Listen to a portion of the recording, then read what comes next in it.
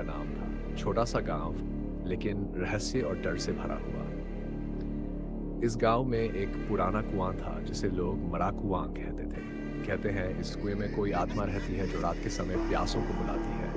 जो भी रात के समय उस कुएं के पास गया वो कभी वापस नहीं लौटा।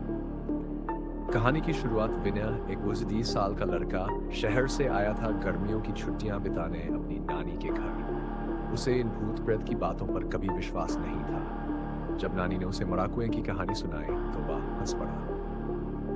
नानी, अब दोपहर चल रहा है, आजकल भूत नहीं होते, विनय ने कहा। नानी ने गहरी सांस ली और धीरे से बोली, भूत कल भी थे बेटा, आज भी हैं, बस अब दिखते नहीं, लेकिन वो कुआं वहां मत जाना।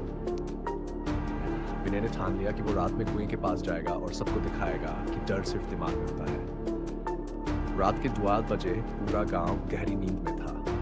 चांद की रोशनी फीकी थी और हवाओं में अजीब सन्नाटा था। विनय ने मोबाइल की टॉर्च ऑन की और धीरे धीरे कुएं की ओर बढ़ा। जैसे ही वह कुएं के पास पहुंचा, उसे लगा किसी ने उसका नाम पुकारा, विनय। उसने पीछे देखा, कोई नहीं था। फिर आवाज आई, पानी पिला दो। कुएं से कोई महिला की आवाज आ रही थी, बेहद धीमी लेकिन ठंडी, जैसे बर्फ शरीर में उतर जाए। विनय का शरीर कांपने लगा। वह पीछे मुड़ा और भागने ही वाला था कि किसी ने उसका हाथ कसकर पकड़ लिया।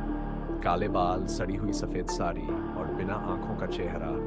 एक औरत कुएं से बाहर निकल रही थी।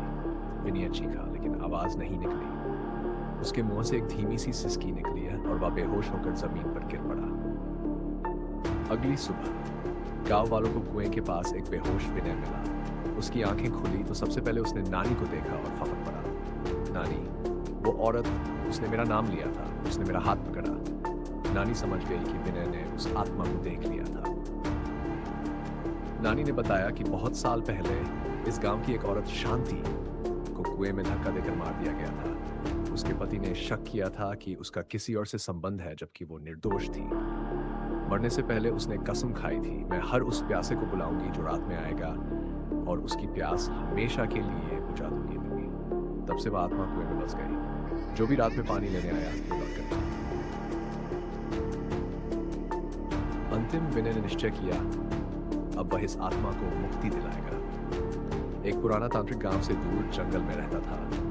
विनय ने जाकर उससे मदद मांगी। तांत्रिक ने कहा, मुक्ति आसान नहीं है, तुम्हें उस आत्मा से बात करनी होगी और उसका सच जानना होगा। रात के 12 बजे विनय फिर कुएं के पास पहुंचा।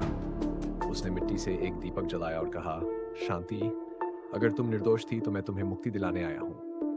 धीरे धीरे कुएं से धुआं उठा। फिर वही काली छाया प्रकट हुई। तू फिर आया, विनय ने कांपते हुए कहा। तुम निर्दोष थी, मैं जानता हूं, मैं तुम्हारे लिए इंसाफ मांगूंगा, बस तुम सबको छोड़ दो। आत्मा कुछ देर तक उसे घूरती रही, फिर अचानक रोने लगी। उसकी चीखें पूरे गांव में गूंज उठी। धीरे धीरे उसका शरीर धुएं में बदलने लगा और फिर वह गायब हो गई। कुएं से एक रोशनी निकली और आकाश की ओर उड़ गई। अंततः सुबह होते ही गांव वालों को पता चला कि मरा कुआं अब सूख गया है। कभी न सूखने वाला कुआं अब हमेशा के लिए शांत हो गया। विनय ने नानी से कहा, मुझे डर नहीं लगता, लेकिन सम्मान जरूर लगता है उन आत्माओं का जिन्हें हम भूल गए।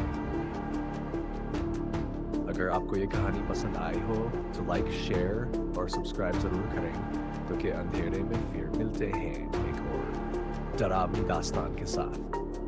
तब तक के लिए धन्यवाद।